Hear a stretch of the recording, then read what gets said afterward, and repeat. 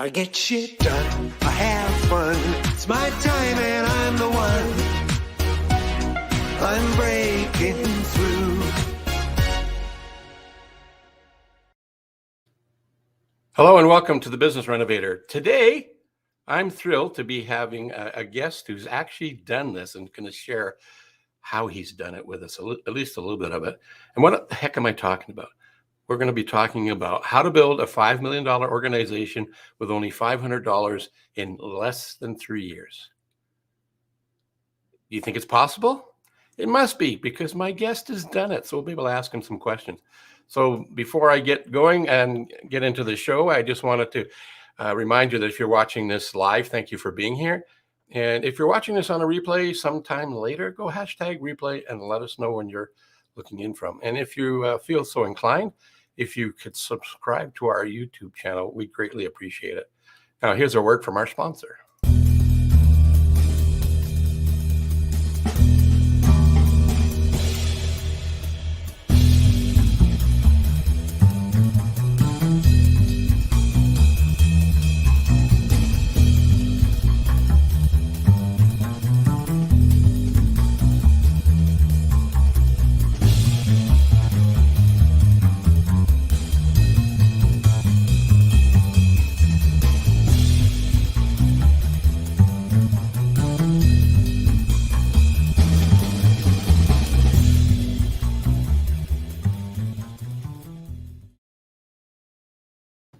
You ever had a question for a business coach, particularly a focal point business coach?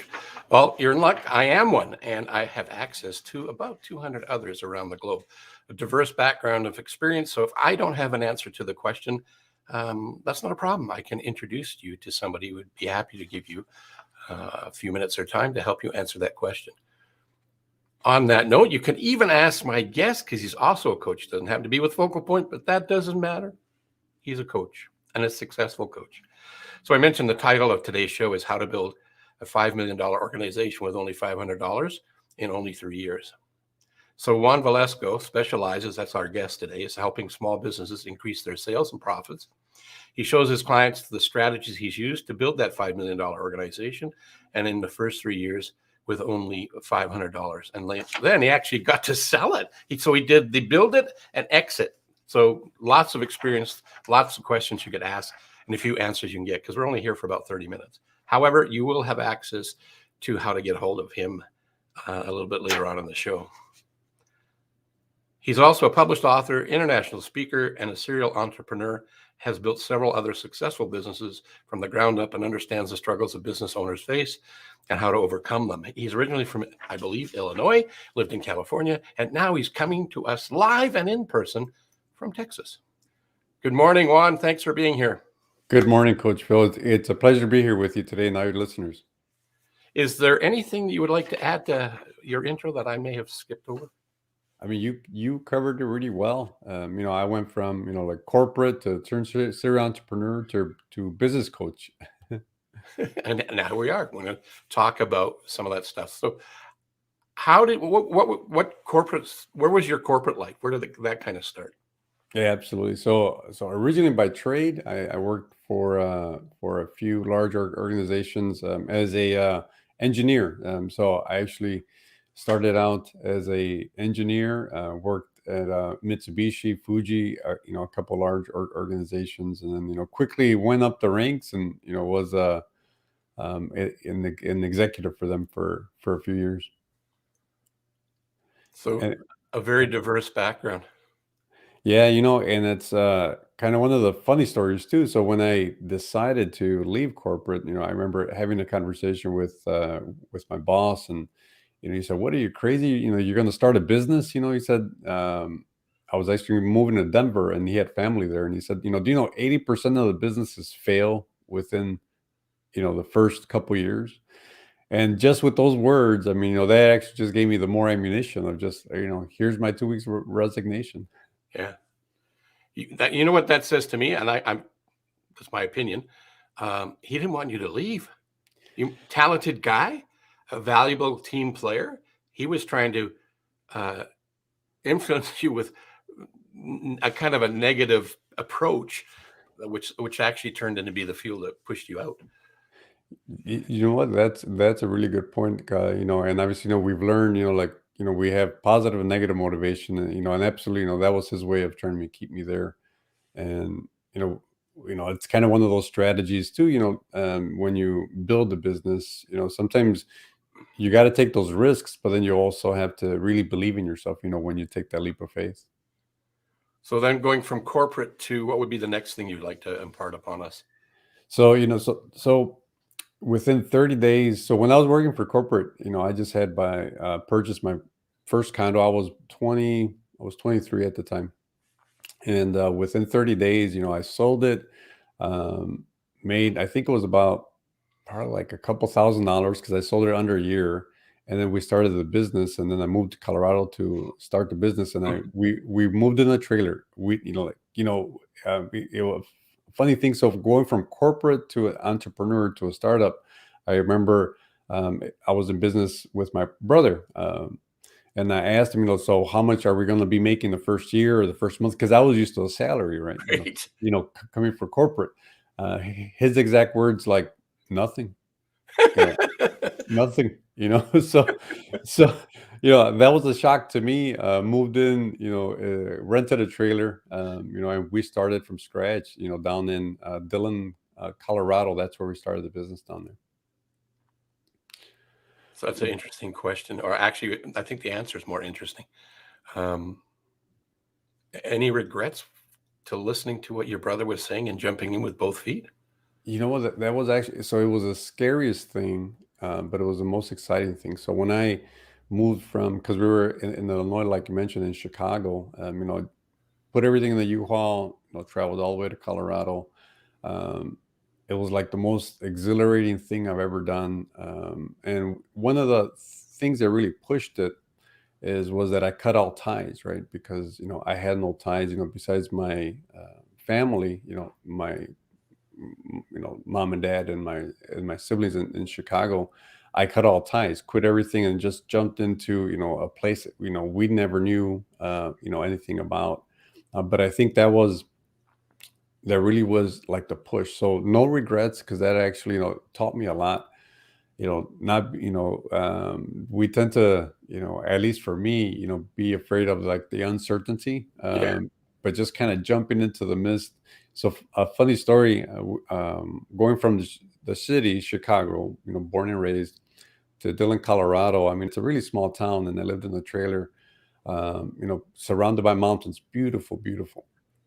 And the first night I spent there, it was probably like the longest night I've spent there, because all I heard was coyotes and other noises that I've never heard before coming from the city. No Uh, sirens. no sirens at all. No sirens at all. And I could have sworn something was at the door at some point, but I was, so that was kind of part of that, journey where you're just forced to do something. There's two things you said here, and it just racing through my head. Have you ever read the book Think and Grow Rich?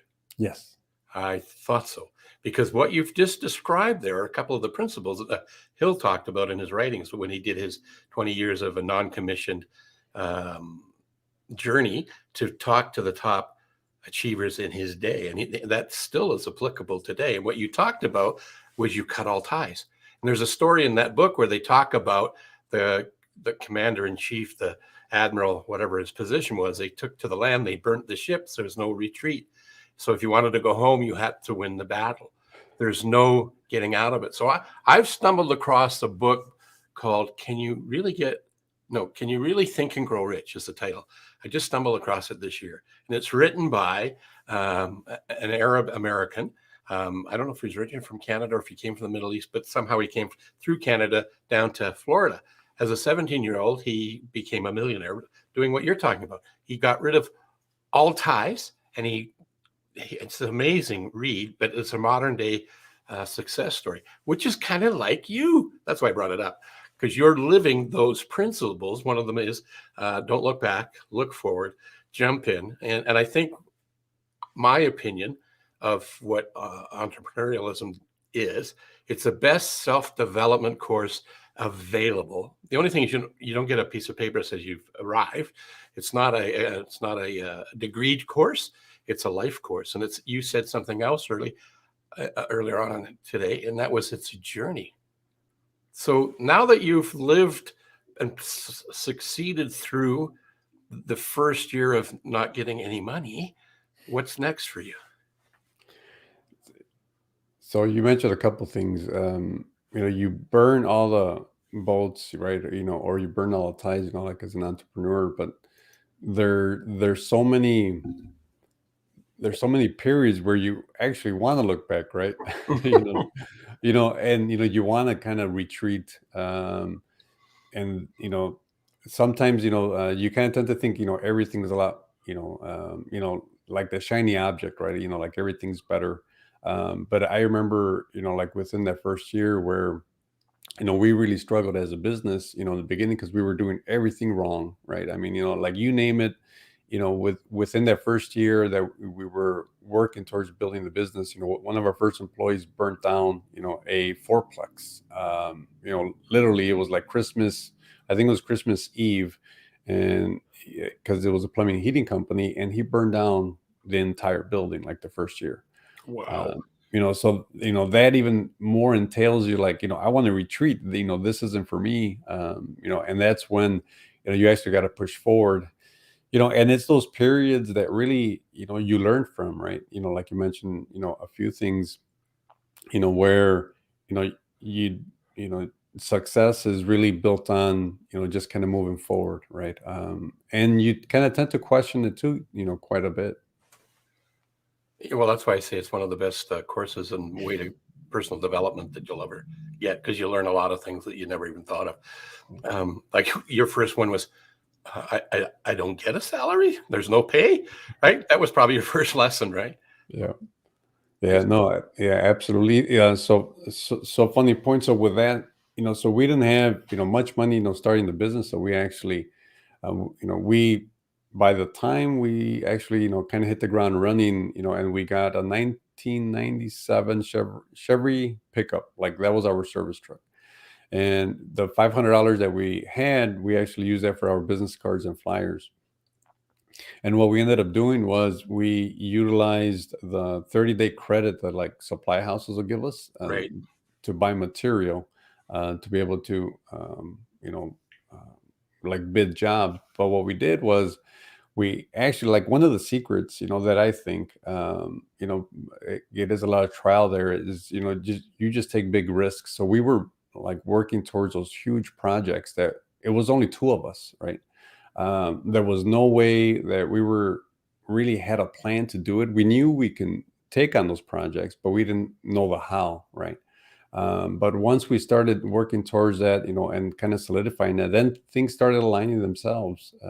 They weren't easy, but I think it was just taking that huge leap of faith, and just believing in ourselves, even though, other people didn't. Man, it's like you're reciting the principles out of that Think and Grow Rich. Burning desire, persist no matter what, never give up. And you're saying you've done all those things. So $500 and learning that you can do anything and don't look back. I'm going to add a caveat to that, though. Look back at your successes. I'm a big fan of that, and focus on those. Not dwelling on how crappy some things were, but look at what was the gift in that crap that you went through, that adversity that you went through. What's the gift? And then we can leverage that to go into raise our ability to get more stuff done. So now that you guys have done that, you and your brother taken $500 and started building this business, what was next for you guys? So we hit a plateau with the business too, where one of the most important things about building the business is that you start realizing that you need a team, right? We hired, obviously, we hired a lot of people in the beginning, but we lost a lot of people too. But there was a point where the business really took like a stronghold, where we started building a culture within the business, right? So, funny story. One of our first employees, I remember when I realized that when you build a business, you really can't build it alone. I had a knock on my door. It was I think it was like Friday night or something like that, and I opened it, and it was this young lady I never met, holding a little baby, and I'm like, hello. And she says, oh, I'm Javier's wife. I'm here to pick up his paycheck. Um, and that really hit me at that moment, because I realized that what we were building was actually not just for us. It was, it was for Javier's wife, right? And it was for his baby. So to answer your question is, once we were building it, then we said, you know what, we need to start building and really providing, more for the community. So then that's when we really started growing. When we really started, focusing on our people, the community as well. And, as we started building it, it just kind of took a life of its own. And then at some point, when you're starting to grow in a business, and then you kind of say, then what, right? And then that's when we decided that we were going to sell the business. And then within a couple of years, as I was prepping for it, unfortunately, my brother, which was my business partner, passed away in a motorcycle accident. Wow. And that adversity, was probably one of those things that, at the moment, you just kind of engage, right? I mean, it's just like survival mode. Right. But what that taught me was, you really aren't prepared for things that are going to happen to you, right? It's like, at that moment where everything is at its best, something is going to happen, right?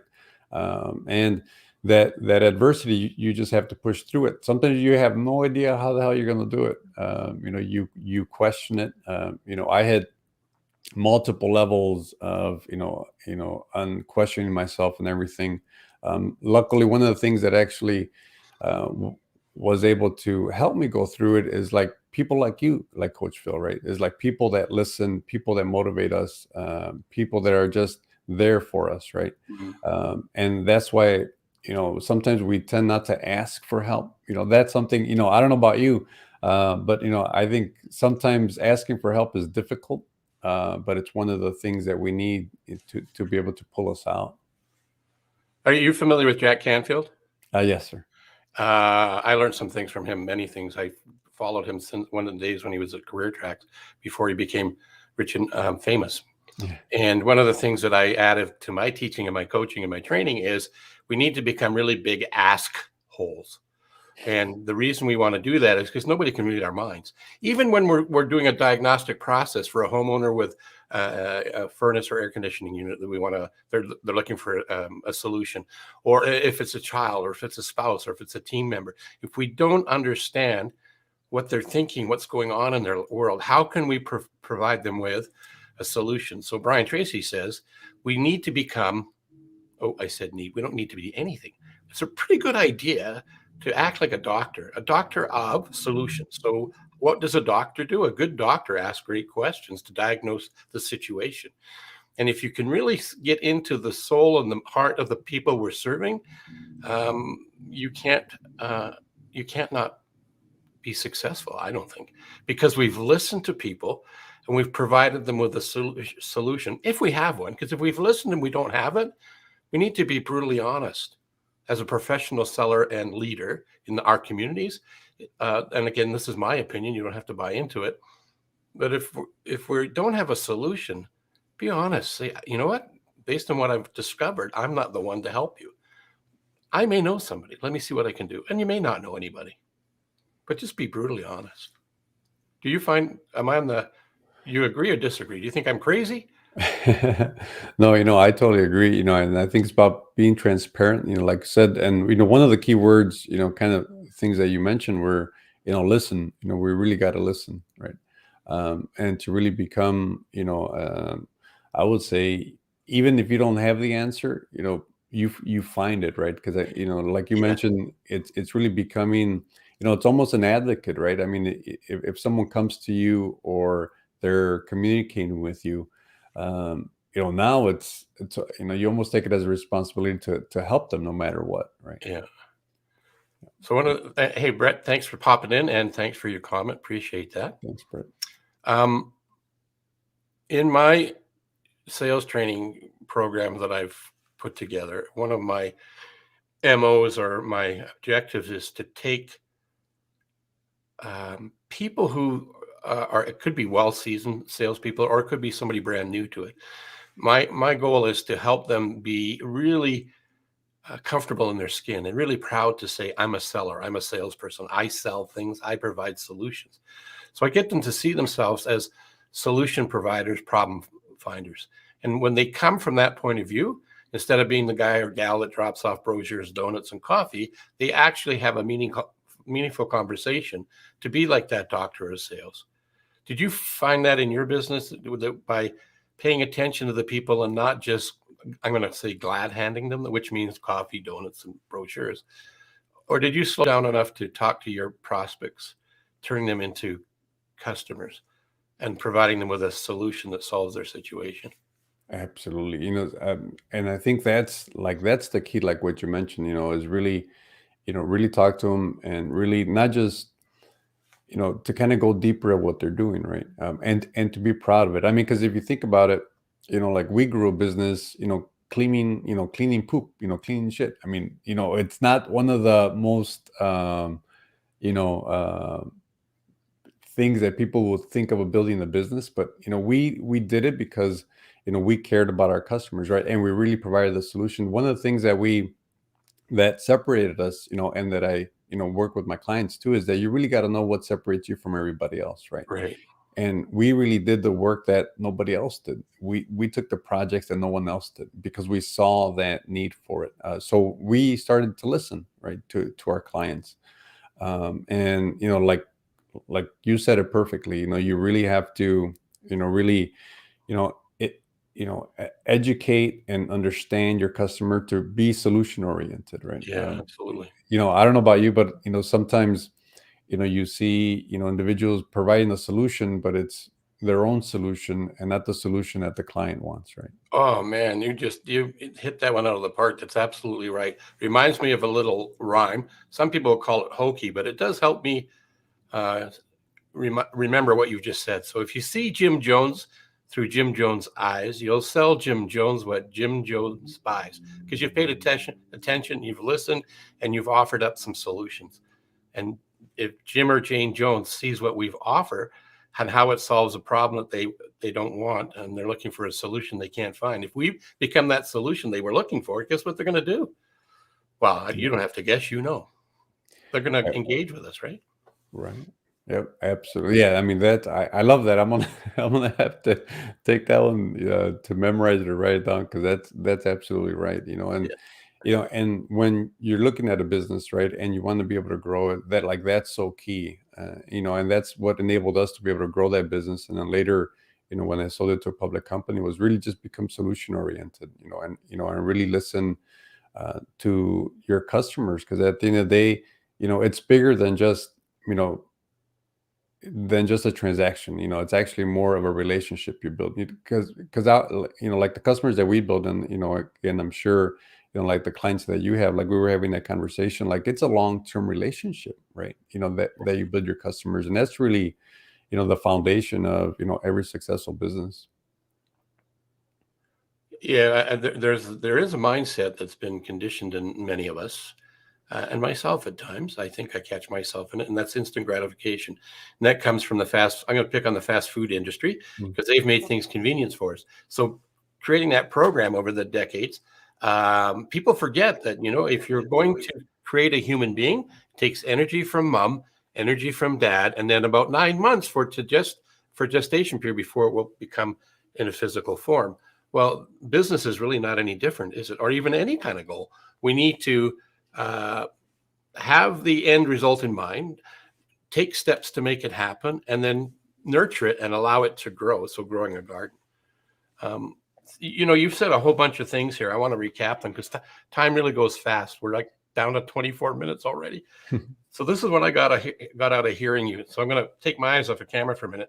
It says you decide, you commit, no matter what. You not necessarily welcome adversity, but you're open to it and you do everything to overcome it, like the loss of your brother, showing up with that. That's not planned for or thought about. Serving others, whether that be your team or the community, but both of them have goals. I wrote adversity again. You may not have any idea or know how to get to the end result, but you push through it and you find a way to do it. Leveraging other people's magic or their energy, other people's money, and other people's ideas. That's what I got just in listening to you so far. So just to wrap this up, as far as your journey is, in a few words or so, sentences or so. So now you've huge adversity, losing a family member. That's awful. You survived that. You moved on, and then the next step along the way, the next big step that I'm aware of, is you sold the business. Is there something in there that you want to impart upon our listeners, our audience, around that part? Absolutely. So you mentioned a couple things. You definitely want to have an end goal in mind, right? And if it's starting a business, if it's talking to your prospect, working with your client, you always want to have that intention of the end goal in mind. So when I sold the company to a public company, it didn't work out the first time. I had to, chase and follow and build the business. The first time I tried to sell the business, someone offered me $1 for the company because I didn't have it structurally built. Like my financials weren't there. So no matter what people say, you have to continue. Like you can't stop. So if I would have never knocked on that door, and gotten the offer for the company that for my company from the public company, it wasn't the first time. It took me at least about 2 years to rebuild the company after my brother passed away. So, Okay. So with that said, always start with the end goal in mind and just work your butt off towards it. So earlier on, we were talking about Brian Tracy, and I have a quote of his that I pop onto my show periodically, and it says, "Successful people are simply those with successful habits." I think that's what you did. Created successful habits. Absolutely. I love that quote. That's a very brilliant quote. And here's another one from a fellow who's older than Brian, who's no longer with us. And that was Orson Swett Martin. And what he said is it's our get-to-itiveness and our stick-to-itiveness. And you know what? I heard that in what I heard when I first heard you do a presentation in October, which is what compelled me to reach out to you and invite you to be a guest, thankfully, on the Business Renovator, is your get-to-itiveness and your stick-to-itiveness and your passion for helping others. That's what I got from you. Thank you, Coach Phil. I appreciate that. So I want to bring up how people can get hold of you. Just hang on, scroll down here, bring up the right one. This is your website. So if people are looking for you, they could go here, and I'm going to see if I can share something and add a little bit of magic. It's not really magic, but watch this. Magic's always good. I'm going to there you are. So if they go to this website address, will that take them there, or is this another one? It'll take them to that one. Yeah. Yeah, there you go. So here's this handsome looking fellow, and this is kind of what he does. Feeling frustrated by an ineffective marketing, not generating enough leads. Well, both of us can help you, but he's my guest, so go check out stuff with him. Thank you, Phil. You're welcome. I love that. That's a great, simple, to the point, interrupting kind of website. It's done really, really well. Thank you, Phil. It's been a pleasure, and thank you for having me on, and just kind of being able to have that conversation with you as well. Yeah, no, my pleasure. Is there a nugget or a tip that you want to leave people to think about now that they've had the opportunity to watch this live or on a replay later on? Absolutely. So one is, we all hear that, like you have to believe in yourself, right?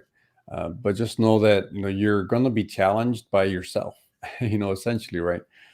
So I read something, the other day where it said, it was like an affirmation where it said, I am a millionaire, right? The only issue with that is we're not yet one, right? So you have to reframe it, so really what you want to ask yourself is, let's say if your goal is to be a millionaire, right? How can I become a millionaire? What activities do I have to do? So you really have to ask different questions, because sometimes when you want to believe in yourself, you still have that resistance. We all feel it. I feel it. I feel it. So you really want to ask yourself different questions, and you'll get different results. That's great advice. I really appreciate that. I'll come back on here, so I'm not just a voice. Yeah, no, that's really good to end this episode of the Business Renovator. Again, thank you for being here. You're a gem, man, my friend, my new friend. You are a gem. Thank you, Coach Phil. I really appreciate your friendship, and thank you for the opportunity. You're welcome. We'll talk to you in a bit. Wow, was that good or what? I mean, in 30 minutes, you can't cover everything that he did in 3 years, but you get a sense of what's important. Decide, commit, no matter what, overcome adversity, find a way to get through it, and don't worry about what other people say about you. Here's my friend. Hey, Joel, thank you for showing up. Thank you for your feedback. Great show today. He's in Texas. He's not in Texas. You're in another part of the world. You're in, I forget. I'm so excited that you're here. Anyway, Joel, thanks for showing up. Appreciate it. Something I want to impart upon everybody that I have on the show, or if you're watching this, is one of my mentors said, be wonderful. And he spelled it this way on purpose because the you represents you. So go out and be your unique, wonderful you, because you are. Just live it every day. Until another time on the Business Renovator, I'm still Coach Phil, and I look forward to sharing some information and some wonderful other guests as well. I get shit done, I have fun. It's my time and I'm the one. I'm breaking through.